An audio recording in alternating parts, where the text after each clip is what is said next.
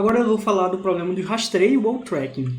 Então, o problema de rastreio ele é muito parecido com a localização, só que a diferença é que em vez de estar tentando estimar a posição do próprio robô, a gente vai tentar estimar a posição dos outros objetos que estão no campo, ou seja, são objetos captados pelos sensores do robô. E aí é parecido com localização, só que a diferença é que aqui no caso a gente não sabe qual comando foi executado, né? Porque a gente não está controlando o oponente, nem está controlando diretamente a bola se ela estiver se movendo pelo campo, né? Então, uma estratégia muito comum é a gente assumir que o comando ele é estocástico, ou seja, é um comando aleatório e com média zero, beleza? Dado que a gente não sabe exatamente qual comando foi, a gente assume que é um comando com média zero e aí a partir disso a gente faz o rastreio. Então, por exemplo, digamos que no caso do SSL, do Small Size, a gente está querendo rastrear a bolinha e está querendo rastrear os oponentes. Então, nesse caso, a gente não sabe qual que é o comando, depois que a bolinha foi chutada, ela está se movendo pelo campo, né? A gente não sabe exatamente qual comando que está acontecendo na bolinha, né? Ela meio que está indo só por inércia. Então, esse é um caso, o outro caso é quando a gente quer rastrear os oponentes. A gente não sabe quais são as ações que os oponentes tomaram, então a gente assume que essa ação ela é estocástica com média zero. Aqui mostrando um caso de rastreio da bolinha, no caso do humanoide. Então dá pra ver, né? Esse pontinho preto é o rastreio e o azul é onde ele está detectando a bolinha imediatamente. Isso aqui é um vídeo bem antigo do humanoide, tá? O humanoide, hoje em dia a visão é bem melhor do que isso. Mas dá pra ver, né, que às vezes ele detecta, por exemplo, ele detectava, né, bola nas linhas, no ombro dele, isso ele ainda faz até hoje, maldito. Até hoje ele ainda acha bola no ombro, e aí olha, ele dá uma olhadinha pra cá, né? Dá pra ver claramente o robô fazendo isso. E o pretinho é o rastreio que é utilizando um filtro. Então ele tem uma qualidade muito melhor do que a detecção pura da bola. E agora um vídeo do VSS, em que a gente também utilizou uma técnica de rastreio para poder estimar melhor, principalmente a velocidade do robô. Até que para a posição não faz tanta diferença em relação à própria câmera, mas para a velocidade faz muita diferença. Ó, primeiro isso aqui é sem utilizar nenhum filtro, perceba como a seta ela é ruidosa, né? Ela fica balançando o tempo todo, até quando o robô está parado a gente vê a seta balançando.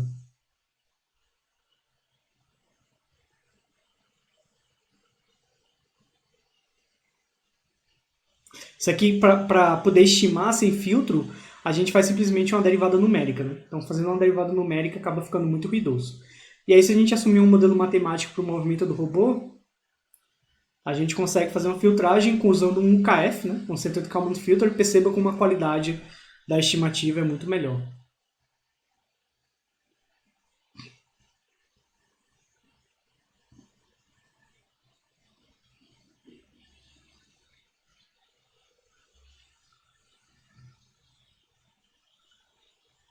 E a gente também fez uma outra abordagem em que a gente conseguiu gerar um sistema que é linear. E aí, o sistema sendo linear, a gente consegue utilizar o filtro de Kalman comum. Também a gente teve um ótimo resultado. Na verdade, mais ou menos a conclusão que a gente chegou é que provavelmente não valeria utilizar a pena aquela estratégia com o UKF, né? Porque acaba ficando bem mais complicado e não melhora tanto assim a qualidade da estimativa. Um filtro de Kalman comum já dá uma qualidade muito boa para o nosso filtro.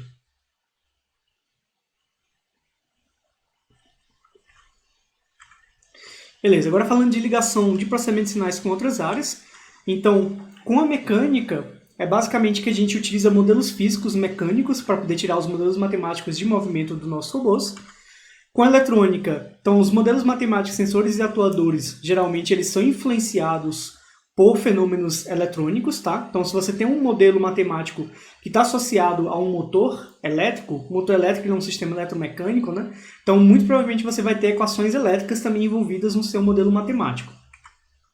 Com computação, então essas técnicas, esses algoritmos de processamento de sinais, eles são implementados em software hoje em dia. Então, realmente, a gente vai implementar esses algoritmos utilizando, por exemplo, linguagem C++ e prototipar, né, utilizando o MATLAB. Então, realmente, você precisa de habilidade de programação. Alguns desses filtros eles são muito complicados em termos de algoritmos. São algoritmos que são longos, como, por exemplo, o caso do filtro de partículas é um algoritmo grande. Então, você tem que ter uma boa engenharia de software para poder implementar esse filtro livre de bugs e com uma boa qualidade de código, que seja um código fácil de dar manutenção, etc.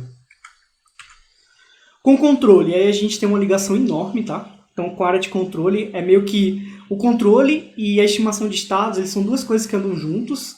Então, a gente diz que o controle é o problema dual da estimação de estados e a estimação de estados é o problema dual do controle, né? O controle ele precisa saber os estados do robô para poder tomar a decisão dele. Então, para saber os estados, a gente usa processamento de sinais, de modo que o processamento de sinais gera uma informação de maior qualidade e também com mais informações para o controle poder tomar a decisão.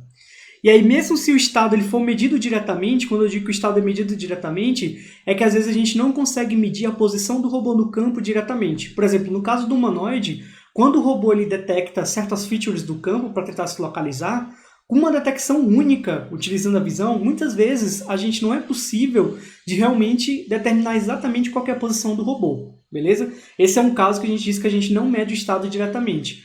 Mas no caso do VSS, que a gente tem uma câmera em cima do campo, a gente consegue medir a posição e a orientação do robô do VSS diretamente.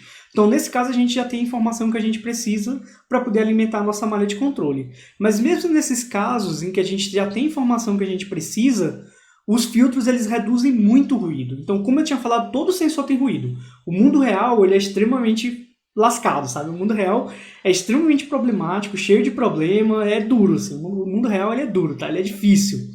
Então, no mundo real, os sensores eles têm muito ruído mesmo.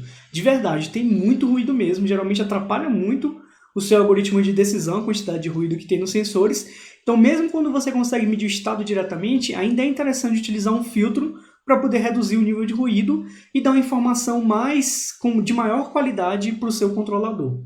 Os comandos escolhidos pelo controle, eles também são usados na localização, no tal modelo de movimento, né? Então, quando a gente vai lá no modelo de movimento, aquele comando lá que a gente tinha colocado, por exemplo, no caso de um robô omnidirecional, seria VX, VY e VPC, né?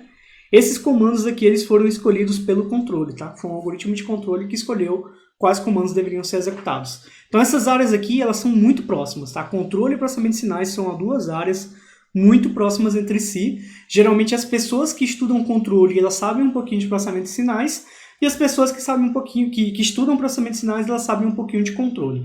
Principalmente as pessoas de controle, elas têm que saber processamento de sinais.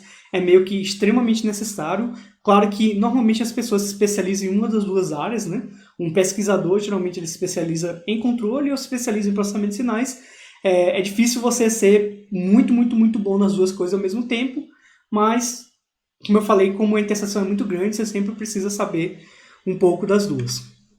Inteligência artificial também tem uma boa ligação, tá? Tanto em termos matemáticos, assim, a matemática de controle e processamento de sinais elas são muito parecidas, claro, porque a ligação é muito forte, mas também tem uma grande interseção com a matemática que é utilizada, por exemplo, em aprendizado por reforço. Então, o aprendizado por reforço utiliza basicamente o mesmo framework matemático que a gente vai utilizar aqui em processamento estocástico de sinais. Então, a tomada de decisão ela usa informações de alto nível, que são encontradas pela localização e pelos rastreadores. Essas informações de alto nível, no fundo, é o seu estado, né? Só que no caso a IA, ela costuma tomar decisão com estados que são de mais alto nível do que o próprio controle. Por exemplo, no caso do humanoide, o controle ele toma muitas decisões com base no estado do corpo do robô, né? Ou seja, onde estão as posições das juntas, qual que é a orientação do robô, esse tipo de coisa. Já a tomada de decisão meio que toma a decisão considerando a posição que o robô está no campo, né? Que é uma coisa mais alto nível. E essa tomada de decisão em alto nível, que você toma na inteligência artificial, geralmente afeta o que o controle vai fazer, que por seu lado gera um comando que o processamento de sinais vai utilizar depois para poder atualizar os filtros. E no caso de você usar uma câmera para poder determinar os seus estados, né, para poder processar as informações para depois utilizar num filtro, a visão, que geralmente é feita utilizando técnicas de IA, né, seja técnicas de visão computacional clássica, ou seja, técnicas baseadas em Deep Learning, que é o que a gente tem utilizado atualmente no humanoide. Essa visão computacional ela fornece a observação que vai para o processamento de sinais.